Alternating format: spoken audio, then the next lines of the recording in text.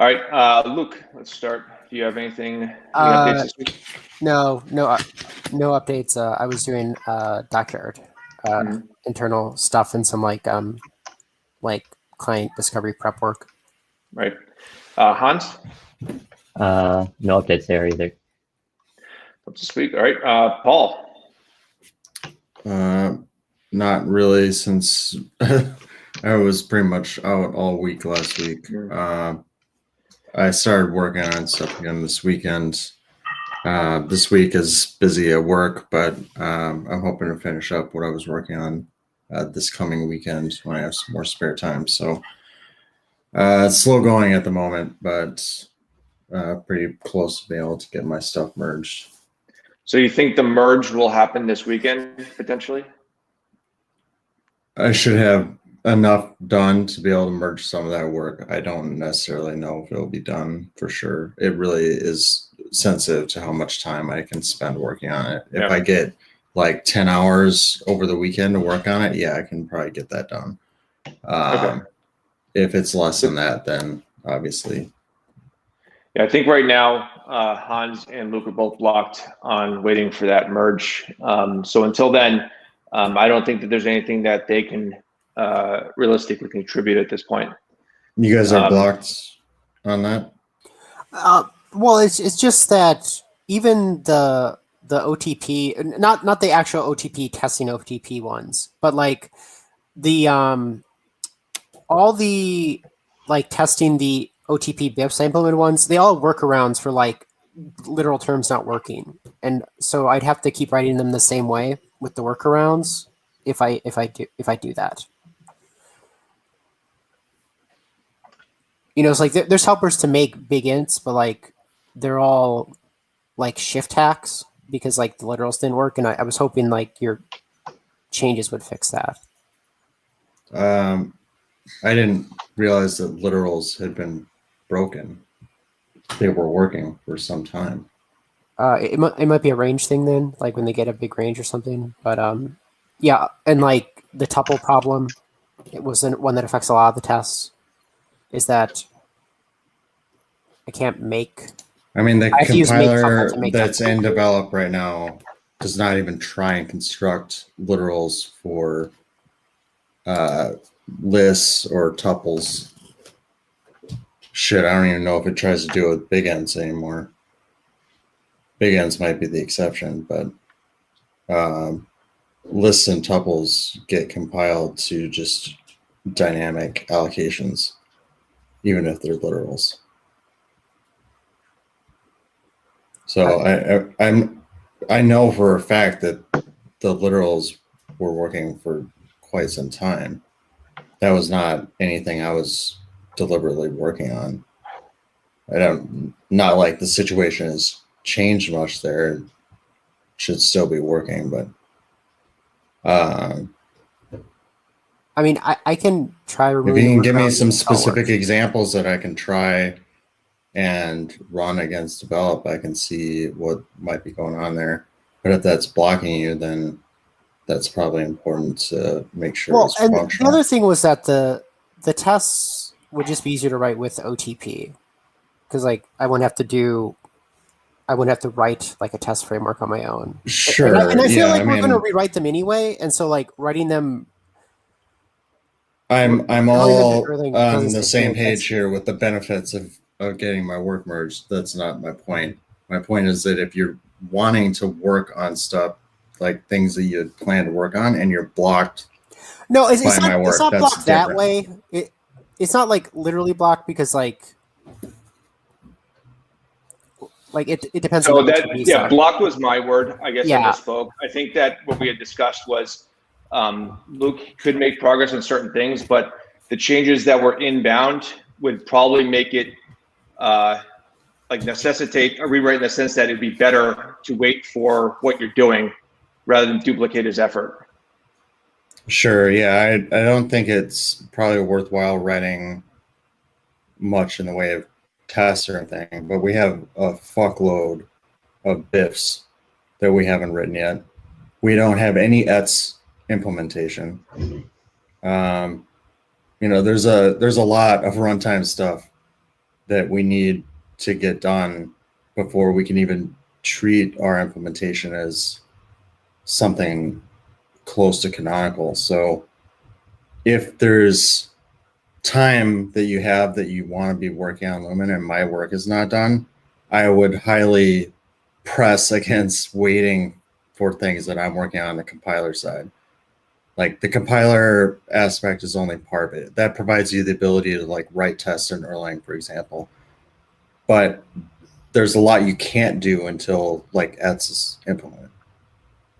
I would be willing to bet that an absolute mountain of stuff and the existing Erlang test suite, like common tests, depends on ETS being present. Do we have a list of unimplemented BIFs at this point, or is it more just off the top of your heads? We do? No, there's issues. They've existed. I know we have issues. I know we have issues. They all have I know lists. there's okay, let me take a look. Yeah, Luke put together all that stuff quite some time ago. I think you've been maintaining it, right? Like you've been checking stuff off. Like it gets checked off, and then I put a markdown link to the PR because most of the times the grouping was like these are generally related, but we don't necessarily close them all in one PR. A lot of times we close it with just a single one so that later on people could like refer back to it. Okay, now I'm seeing we have the runtime BIFs label.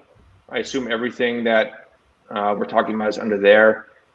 I don't think the ETS BIFs have a separate call out though, because they weren't. I don't see ETS in here. They weren't part of Erlang.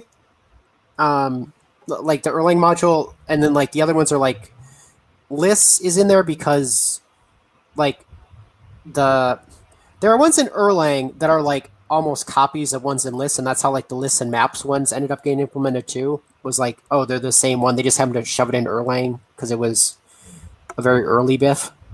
But there is no call out for the ETS stuff. But yeah, I mean the big blocker with ETS is just the actual runtime implementation. If we have that in place, even if we haven't necessarily surfaced it and to like Erlang source code, that's fine.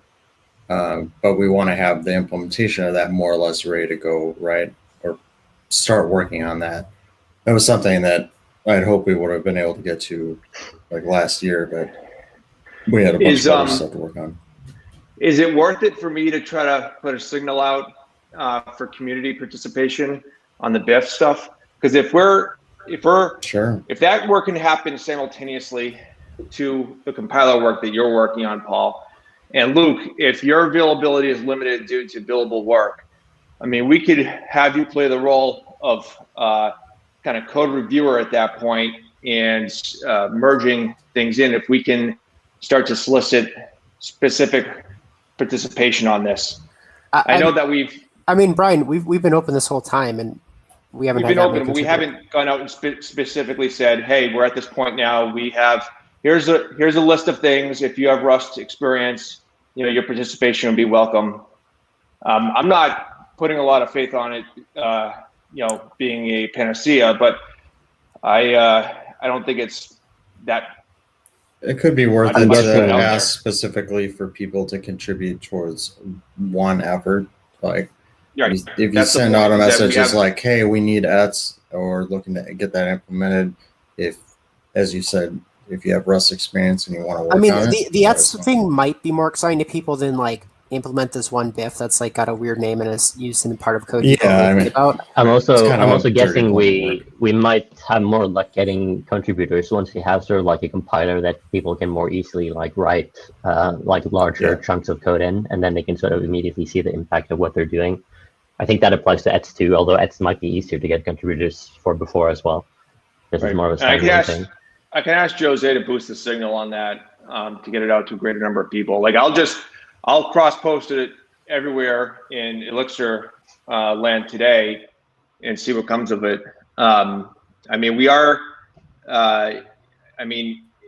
It's frustrating on everybody's part, kind of like limited availability on getting this stuff done. And so without that changing, the only other option we have is to solicit additional help. So we might as well make another run at it. Yeah, I mean, we know that there's a number of things that are important to get done regardless of the state of the compiler. And obviously, as Hans pointed out, having that in place has benefits not only in other work that we have planned or are waiting to start working on. It also has benefit in making the project more appealing to contribute to, since you have kind of that instant feedback. But given the realities of like our throughput right now, because of how much we have to spend working on non-related things, hopefully there's people that are interested in just like the technical interest in implementing something like ETS and Rust. I think that alone would be pretty compelling. It was something I was really excited to work on, but obviously won't have time to do. So if none of us are going to be able to start working on that anytime soon, getting somebody or a couple people for that matter that are interested in working on it, as soon as possible, to have more time, that would be great. I think it probably also benefits other projects like, who were we talking to? Was it? There's the Lunatic group, the Lunatic VM, and then there was the solo guy. Yeah, he was the one that I was thinking about, because the project he was working on, he benefits from kind of the runtime library support that we can provide. LAM. Right. Yes. Because I think most of his focus has really been on kind of the interpreter aspect and less so on the runtime library support. So if that's something that we build kind of collectively, benefits both projects as well as any other, Rust project that might, use our infrastructure. It depends on how closely tied to our runtime it needs to be, but I don't think it needs to be so tied that it can't be used anywhere else.